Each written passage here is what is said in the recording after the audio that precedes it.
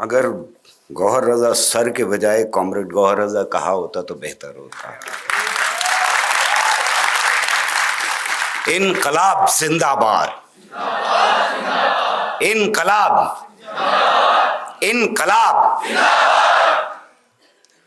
दोस्तों, ये मेरे लिए हमेशा ही बहुत इज्जत की बात होती है कि स्टूडेंट्स फेडरेशन ऑफ इंडिया, जिसने मेरे ख्यालों को ढाला जब मैं आपकी उम्र का था, और मैं आपकी उम्र का था, यकीन करना मुश्किल है, पर मेरे ऊपर स्टूडेंट्स फेडरेशन ऑफ इंडिया के बहुत एहसान हैं।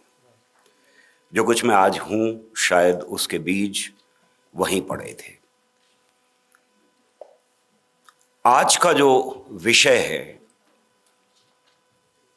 उसकी इंपॉर्टेंस के बारे में इससे पहले भी बात हो चुकी।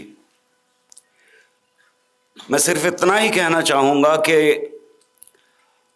अगर हम रीजन को देखने की कोशिश करें, रैशनैलिटी को देखने की कोशिश करें, तो उसके ऊपर किसी एक तरफ से आज हमला नहीं है। हर एक साम्राज्यवादी समाज हो या कैपिटलिस्ट सोसाइटी हो, सिंपल इंपीरियलिस्ट सोसाइटी हो, उसके अंदर लगातार रैशनैलिटी के ऊपर और रीजन के ऊपर हमला होता रहता है,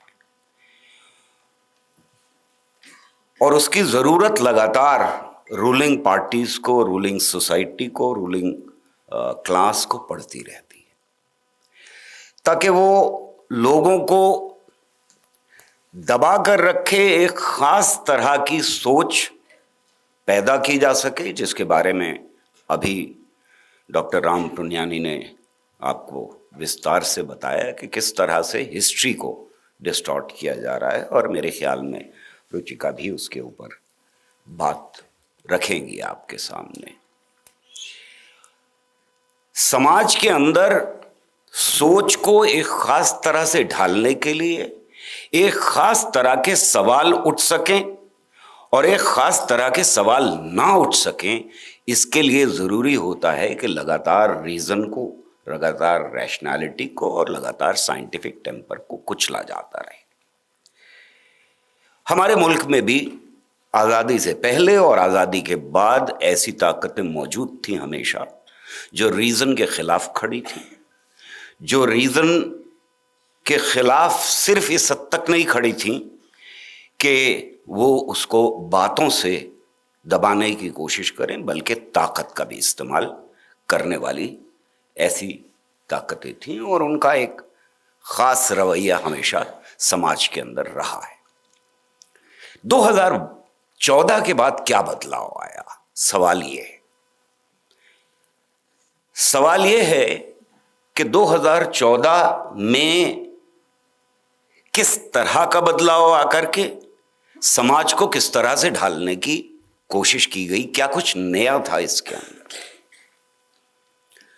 तो जब मैं नजर डालता हूं तो मुझे लगता है कि कुछ नया बड़ा बदलाव 2014 में आया। ऐसा नहीं है कि इससे पहले भी कुछ अहम पदों के ऊपर बैठे हुए लोगों ने सीधे तौर पर रीजन के ऊपर, साइंटिफिक टेम्पर के ऊपर हमला नहीं किया। हमें आम लोगों के बीच में तो लगातार यह दिखाई देता है कि साइंटिफिक रीजनिंग के ऊपर, साइंटिफिक मेथड के ऊपर और साइंटिफिक टेम्पर के ऊपर हमले की बातें लगातार होती रही। ऐसी किताबें लिखी जाती रहीं जो सीधे तौर से हमला करती। पर 2014 के बाद एक बहुत बड़ा बदलाव तब आया जब इस दुनिया के सबसे बड़े लोकतंत्र के प्राइम मिनिस्टर ने बॉम्बे के अंदर एक डॉक्टर्स की कॉन्फ्रेंस में कहा कि गणेश जी प्लास्टिक सर्जरी का प्रमाण है। आपके चेहरे के ऊपर मुस्कुराहट आ गई। ये मुस्कुराहट तब आया करती थी हमारे चेहरे के ऊपर जब कोई बेहद बेवकूफ आदमी, और कई ऐसे बेवकूफ आदमी थे जिन्होंने किताबें भी लिखी तरह तरह की और इस तरह के बहुत सारे दावे किए, पर वो दावे आम आदमी की तरफ से थे, आम लेखकों की तरफ से थे, आम बोलने वालों की तरफ से थे, कुछ आरएसएस की तरफ से थे, कुछ शाखाओं में पले बढ़े लोगों की तरफ से थे। पर यह दावा इस बार दुनिया के सबसे बड़े लोकतंत्र के प्रधानमंत्री की तरफ से था, और इसलिए कम से कम मेरे चेहरे के ऊपर मुस्कुराहट नहीं आई। और उससे भी ज्यादा भयानक चीज थी कि 500 से ज्यादा बैठे हुए डॉक्टर्स वहां पर इसके स्टेटमेंट के बाद ताली बजा रहे थे। यह क्या था? यह क्या एक जाहिल जो 10वां पास है, हमें सबको मालूम है, उन्होंने खुद आज तक पे कहा है, तो मुझे दिल्ली यूनिवर्सिटी के सर्टिफिकेट की, इसकी उसकी, पॉलिटिकल साइंस वगैरह वगैरह की डिग्री की ज़रूरत नहीं है। उनके मुंह से है तो उनकी बात मान लेते हैं कि वो 10वां पास है, ज़्यादा पढ़े लिखे नहीं। तो क्या ये एक आम बिना पढ़े लिखे जाहिल बेवकूफ़ पागल आदमी की बढ़ थी? नहीं। जब प्रधानमंत्री ऐसा कह रहा है तो इसको इस तरह से नहीं लिया जा सकता।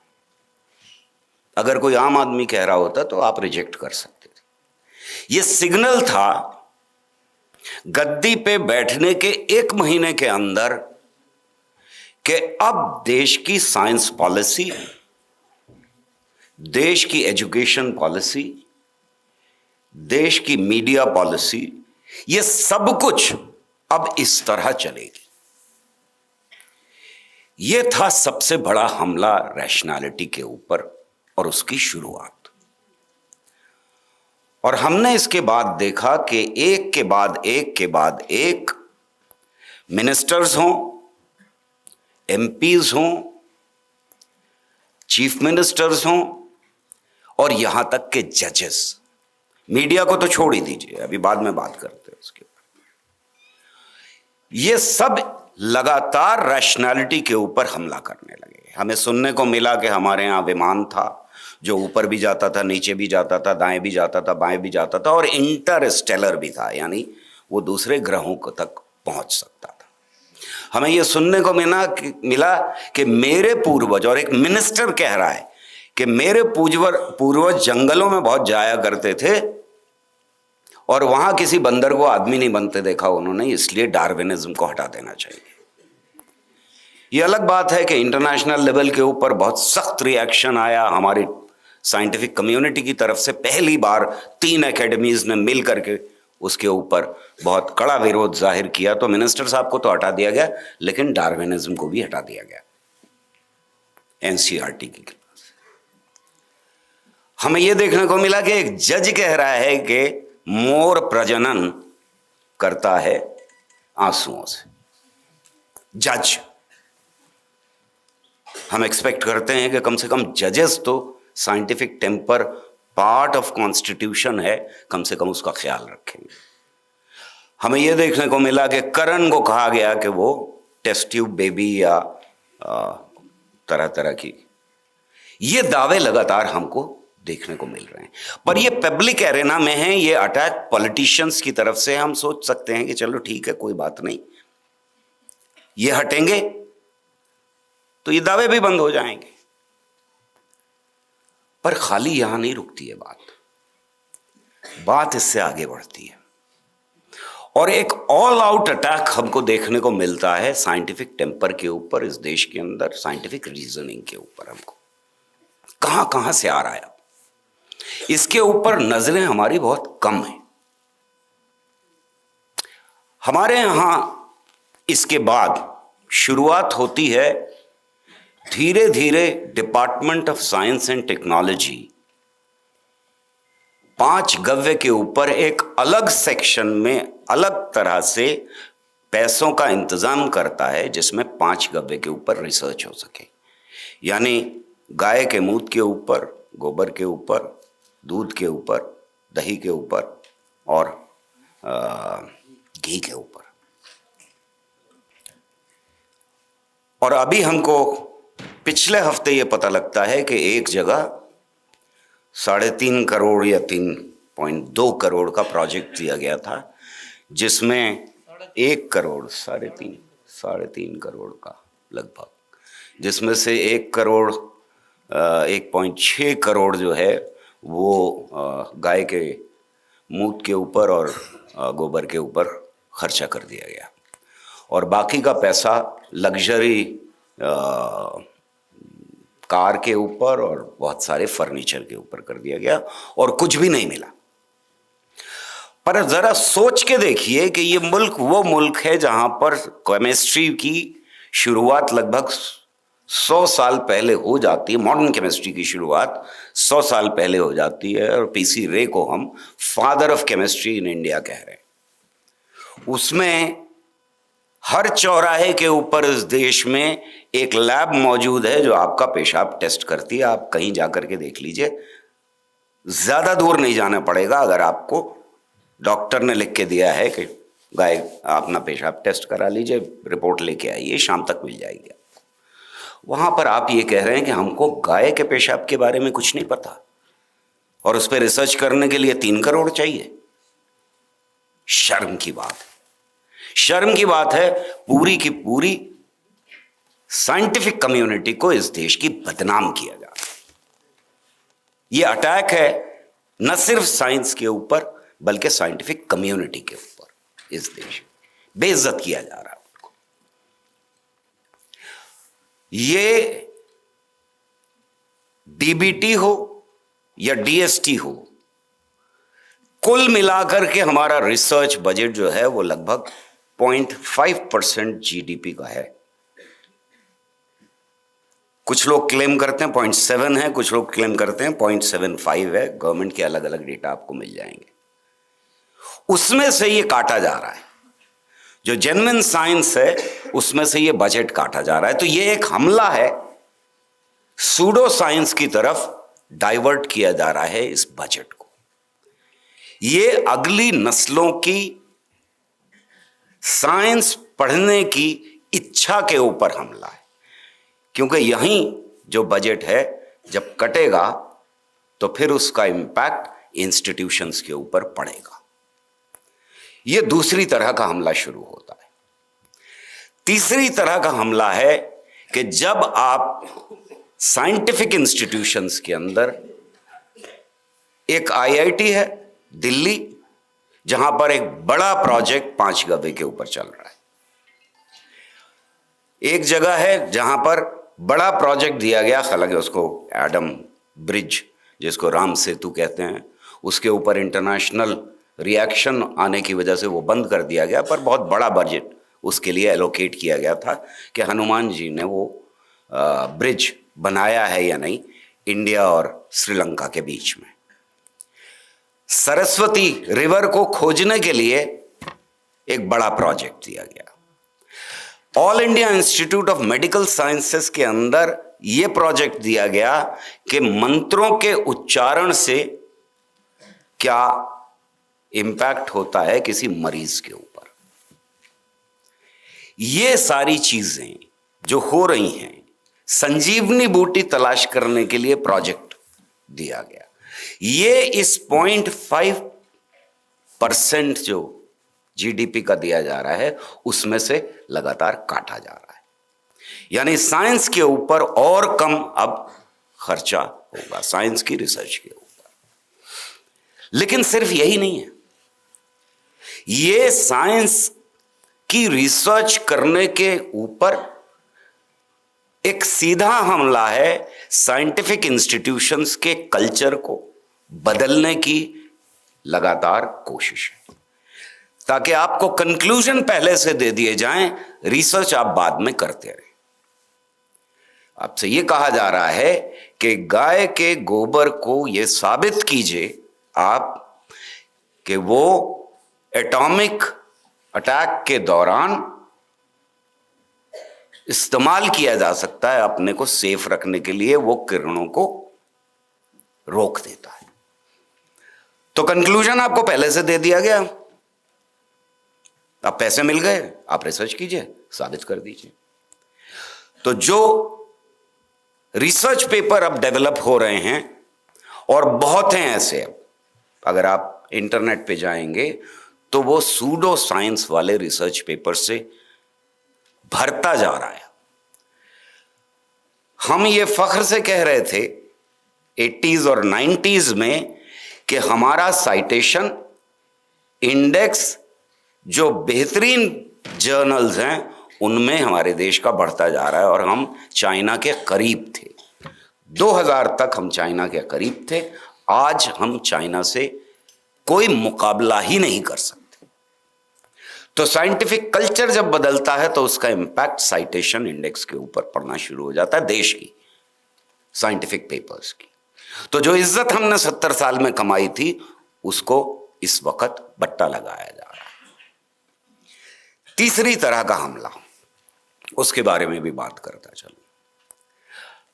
आप में से जो 80s में या उसके बाद पैदा हुए हैं, और ज्यादातर मुझे लग रहा है उसके बाद ही पैदा हुए हैं, उन्हें ये नहीं मालूम होगा कि जैसे टेलीविजन आया वैसे ही बाबाओं का, नए तरीके के बाबाओं का भी हमारे देश में उदय शुरू हुआ। सबसे पहले धीरेन्द्र ब्रह्मचारी था उसका नाम, जो सबसे पहले इंदिरा गांधी के साथ वो टेलीविजन पे आना शुरू हुआ था सबसे पहले। या उसने जमीनों पे कब्जे किए और उस वक्त की सरकार का उसके सर पे हाथ था। लेकिन 90s तक आते आते ये बाबा जो फिनोमेना है ये इस देश के अंदर बड़े व्यापक तरीके से शुरू हो गया, और हमें पता लगता है कि लगातार देश के अलग अलग हिस्सों में इनका व्यापार बढ़ता जा रहा है। अब ये बाबा फिनोमेना जो है उसके बारे में मैं बात कर लेता हूं, थोड़ी सी आपको कुछ आंकड़े दे देता हूं। अगर हम शुरुआत के 10 बाबाओं की बात करें, सिर्फ 10 बाबाओं की, हमें क्या सुनाया जा रहा है बार बार? हमें यह सुनाया जा रहा है बार बार कि भाई प्राइवेटाइजेशन इस देश में बहुत जरूरी है, क्योंकि सरकार के पास पैसे ही नहीं, इसलिए हम प्राइवेटाइजेशन करते रहेंगे। हम न सिर्फ ये कि जो गवर्नमेंट फैक्ट्रीज चला रही है उनको बेचेंगे, रेलवेज को बेचेंगे, सब कुछ बेचते रहेंगे। वो इसलिए है कि पैसे नहीं, तो एजुकेशन भी बेचेंगे, हम सब कुछ प्राइवेटाइज कर देंगे। आचार्य बालकृष्ण हैं, स्वामी नित्यानंद हैं, आसाराम बापू हैं, रामदेव हैं, मुरारी बापू हैं, नीम करौली बाबा हैं, राम रहीम हैं, सदगुरु हैं, रविशंकर हैं और अद्भुत हैं। ये 10 हैं बड़े बाबा। इनमें से कुछ के आपने नाम सुने होंगे, ज्यादातर के सुने होंगे, क्योंकि इनमें से कुछ तो बहुत मशहूर हैं, अलग अलग चीजों के लिए, बलात्कार के लिए भी मशहूर हैं, और पैरोल के लिए भी मशहूर हैं, वो भी लगातार मिलती रहती है।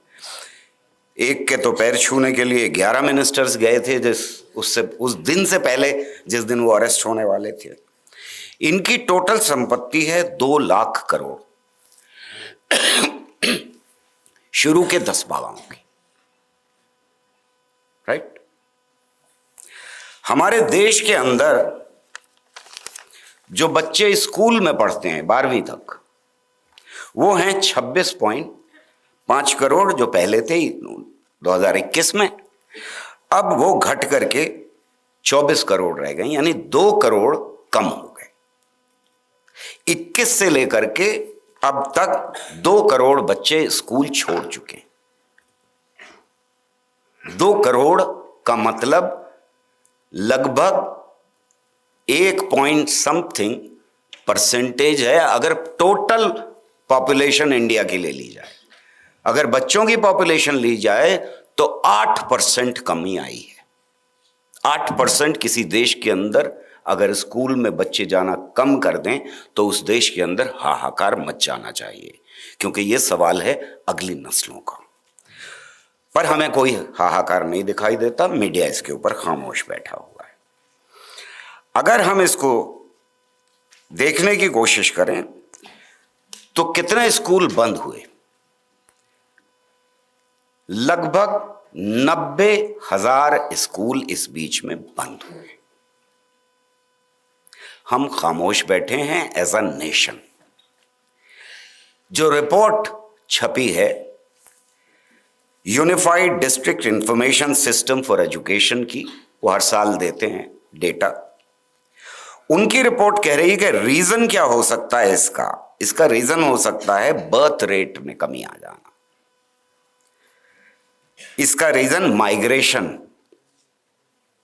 इसका reason shift from public to private sector. किसी एक जगह भी ये नहीं कह रहे हैं कि लगभग 1 लाख स्कूल बंद कर दिए गए, इस वजह से ये कमी आई है। अब लौटते हैं बाबाओं की तरफ। टोटल खर्चा स्कूल एजुकेशन के ऊपर जो बजट है वो 73,000, 2024-25 का आंकड़ा दे रहा हूं, 73,000 करोड़ है। बाबाओं की संपत्ति 2 लाख। अगर ये बाबाओं की संपत्ति का हम ले लें तो न सिर्फ ये कि फ्री यूनिवर्सल एजुकेशन दी जा सकती है, बल्कि इन 24 करोड़ बच्चों को जो प्राइवेट स्कूल में भी हैं और गवर्नमेंट स्कूल में भी हैं, गवर्नमेंट स्कूल्स में लगभग 55% हैं, तो मैं सबको ले रहा हूं, यानी प्राइवेट में जो पढ़ रहे हैं और गवर्नमेंट में पढ़ रहे हैं, दोनों को ले लिया जाए, तब एक तो 73,000 करोड़ घटा देते हैं उसमें से, वो तो गवर्नमेंट के पास चला जाएगा, यानी गवर्नमेंट फ्री एजुकेशन दे सकती है, सारा बजट मिल जाएगा। और जो पैसा बचेगा अगर इन 24 करोड़ बच्चों में बांटा जाए तो 5,000 रुपए सालाना इनको स्कॉलरशिप भी मिल सकता है। तो ये आर्गुमेंट कि गवर्नमेंट के पास पैसे नहीं है वो इसलिए है कि गवर्नमेंट लेना नहीं चाहती। मेरे साथ एक एजुकेशन में के बड़े दिग्गज बातचीत कर रहे थे और बहुत जोरों में ये आर्गुमेंट रख रहे थे कि गवर्नमेंट के पास पैसे नहीं है, प्राइवेटाइजेशन तो हमें करना ही पड़ेगा। मेरा सिंपल सा आर्गुमेंट था, गवर्नमेंट के पास नहीं होंगे, देश के पास पैसे हैं, वरना प्राइवेट भी नहीं खरीदेंगे, प्राइवेट भी यूनिवर्सिटी नहीं बनाएंगे अगर देश के पास पैसे नहीं होते तो। ये देश के पैसे हमारे पैसे हैं, ये बाबाओं के पास जो जमा हुए हैं वो कहीं जादू से नहीं उतरे, ये हमारे और आपके पैसे हैं। ये उस गरीब आदमी के पैसे हैं जिसको बेवकूफ बना करके, जिसको रैशनैलिटी के ऊपर, रीजन के ऊपर लगातार अटैक करके, बुलावे में डाल करके उसको बुलाया जाता है और उससे 10-10 रुपए, 5-5 रुपए या जो भी उसकी औकात होती है उतना पैसा इकट्ठा किया जाता है। और ये गवर्नमेंट के सपोर्ट से संपत्ति पैदा की जाती है। यहां से बहुत ज्यादा दूर नहीं है आसाराम का, जो उसने अवैध तरीके से संपत्ति पर कब्जा किया हुआ। यह था तीसरी तरह का अटैक। ये फैक्ट्रीज हैं, जब हमारे जैसे लोग, यहां बैठे हुए साथियों जैसे लोग इस देश के अंदर साइंटिफिक टेम्पर की बात कर रहे थे, साइंटिफिक इंस्टीट्यूशंस की बात कर रहे थे, इसरो बनाने की बात कर रहे थे, CSIR बनाने की बात कर रहे थे, एटॉमिक एनर्जी बनाने की बात कर रहे थे, DRD बना, तब ये लोग ये फैक्ट्रीज बना रहे थे। और इन फैक्ट्रीज में जो प्रोडक्ट निकलता है वो है अंधविश्वास। और ये इतनी संपत्ति वाली सारी फैक्ट्रीज मॉडर्न मैनेजमेंट के साथ चलाई जा रही हैं, ये ध्यान रखिएगा। ये कोई बेवकूफ लोग नहीं है। जिस तरह से प्राइम मिनिस्टर बेवकूफ नहीं थे, ये भी बेवकूफ नहीं। ये जो बात कह रहे होते हैं इन्हें अच्छी तरह से मालूम होता है कि किन लोगों के बीच में ये बात जाएगी और किस तरह से ये किन लोगों को बेवकूफ बना सकते हैं। इसके ऊपर रिसर्च के साथ ही काम होता है। चौथी तरह का जो अटैक है वो थोड़ा देर से आया, लेकिन आ गया, और उसका सीधा संबंध आपके साथ है, एसएफआई के साथ है, नौजवानों के साथ, और वो है एजुकेशन में। एजुकेशन में जो बदलाव हुआ, अगर आप उसको देखेंगे तो एनसीईआरटी का आर्गुमेंट ये है कि बच्चों के ऊपर से बोझ कम करने के लिए हम कुछ चीजें हटा रहे हैं। पर एक और बहुत खतरनाक चीज है, उसी में ही देख लीजिएगा, ये इंटरनेट के ऊपर मौजूद है, बहुत खतरनाक है, कि बच्चे बिना टीचर की मदद के पढ़ सकें, इसलिए घटाना जरूरी है। किताबों में से कुछ चीजें निकालनी जरूरी है। ये अपने अंदर कितनी खतरनाक बात है कि कोई नेशन ये पॉलिसी इख्तियार करे, और ये पॉलिसी डॉक्यूमेंट में बिल्कुल शुरू में लिखा हुआ कि हम रैशनलाइज क्यों कर रहे हैं, उसमें बोझ तो कम करना है ही, लेकिन साथ साथ ये भी है कि बिना टीचर की मदद के भी बच्चे पढ़ सकें। क्या पढ़ सकते हैं? और उसके बाद फिर स्कूल बंद करना जायज हो जाता है। पर कई लोगों ने सवाल किया कि भाई इनका झगड़ा क्या है डार्विनिज्म के साथ? सीधा झगड़ा है। जब आप बाबाओं का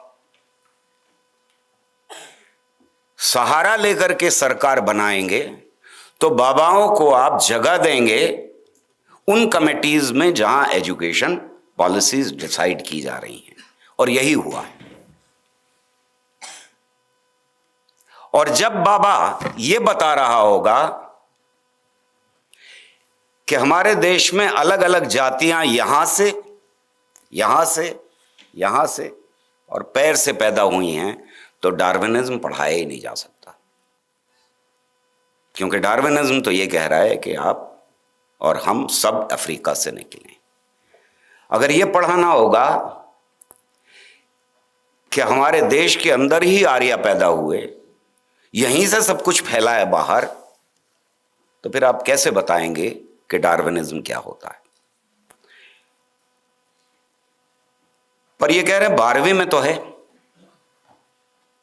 हमने कहां हटाया? 12वीं में है। अब एक बार फिर देख लेते हैं डेटा को। लगभग 24 करोड़ बच्चे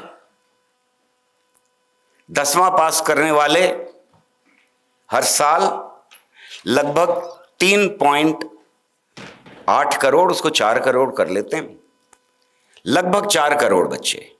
4 करोड़ बच्चों में से 12वें क्लास में साइंस लेने वाले सिर्फ 40 लाख बच्चे हैं। 40 लाख बच्चों में से बायोलॉजी लेने वालों का डेटा नहीं है। मान लेते हैं कि आधे बायोलॉजी में चले जाते हैं, आधे से ज्यादा चले जाते हैं, हो सकता है, तो 30 लाख मान लीजिए।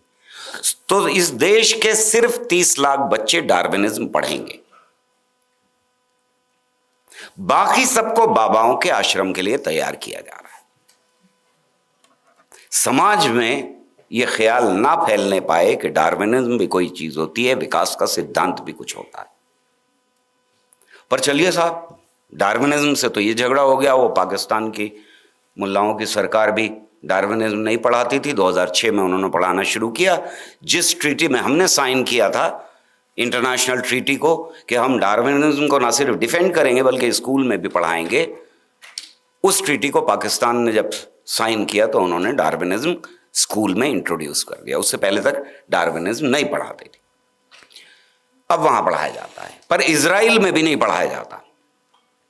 बहुत सारे ऐसे देश हैं, मुसलमान देश तो हैं ही बहुत सारे, मतलब सऊदी अरब में भी नहीं पढ़ाया जाता है डार्विनिज्म, क्योंकि उसका सीधा टकराव होता है जो कुछ आप धार्मिक गाथाएं सुना रहे हैं लोगों को, जो आप सुपरस्टिशंस लोगों के बीच में ले जाना चाहते हैं, उसके साथ सीधा डार्विनिज्म के विकास के सिद्धांत का टकराव होता है। तो आप नहीं पढ़ा रहे, हमारे यहां भी हटा दिया गया। पर यह हटा दिया गया, ठीक है, पीरियोडिक टेबल क्यों हटा दी? वो भी हटा दी। तो भाई ये सवाल ज्यादा मुश्किल हो गया। इसका सीधा ताल्लुक फिर बाबाओं से। जब बाबाओं को यह बताना है कि सब कुछ 5 भूत से बना है, पूरा यूनिवर्स 5 एलिमेंट्स से बना है, तो फिर आप पीरियोडिक टेबल कैसे पढ़ा सकते हैं? आप नहीं पढ़ा सकते। यह है सीधा अटैक ऑन रैशनैलिटी। यह है अटैक रीजन के ऊपर, क्योंकि रीजन को बिल्ड करने के लिए आपको बेसिक मिनिमम जानकारी साइंस की चाहिए होती। बिना बेसिक जानकारी के साइंस की रीजन हमेशा अधूरा रहता है। और जैसे जैसे साइंस की जानकारी बढ़ती जाती है, जैसे जैसे उसके कंक्लूजन समाज के अंदर फैलते जाते हैं, वैसे वैसे हमारे रीजन की ताकत भी बढ़ती जाती है। कल तक दुनिया भर में इंसान इंसान बराबर नहीं थे, औरत मर्द बराबर नहीं थे, सबको शिक्षा सबको काम का एसएफआई का नारा नहीं था। इन सब का आधार साइंटिफिक रैशनैलिटी थी। बिना साइंटिफिक रैशनैलिटी के समाज तबकों में बटा हुआ था। और बराबर हो सकता है इंसान, ये ख्याल ही साइंटिफिक रैशनैलिटी की देन है। और मैं समझता हूं कि हमारे देश में सिर्फ आप साइंटिफिक रैशनैलिटी की बात करके सिर्फ अपना कॉन्स्टिट्यूशनल ड्यूटी पूरी नहीं कर रहे होंगे, बल्कि आप अपने विकास, देश के विकास और साथ ही अगली नस्लों के विकास के लिए रास्ते हमवार कर रहे होंगे। मैं समझता हूं कि एसएफआई के सारे कॉमरेड्स अपनी इस ड्यूटी को समझेंगे। जहां जहां रीजन और साइंटिफिक रैशनैलिटी के ऊपर हमला होता हुआ दिखाई देगा, चाहे वो घर हो, चाहे वो बाजार हो, चाहे वो स्कूल हो, कॉलेजेस हो, यूनिवर्सिटी हो या फिर मीडिया हो, इनमें से हर जगह आपकी आवाज जरूर उठेगी और साइंटिफिक रैशनैलिटी के हक में उठेगी। मैं समझता हूं कि एसएफआई अपना काम रेवोल्यूशनरी ऑर्गेनाइजेशन होने के वजह से पूरा करेगी।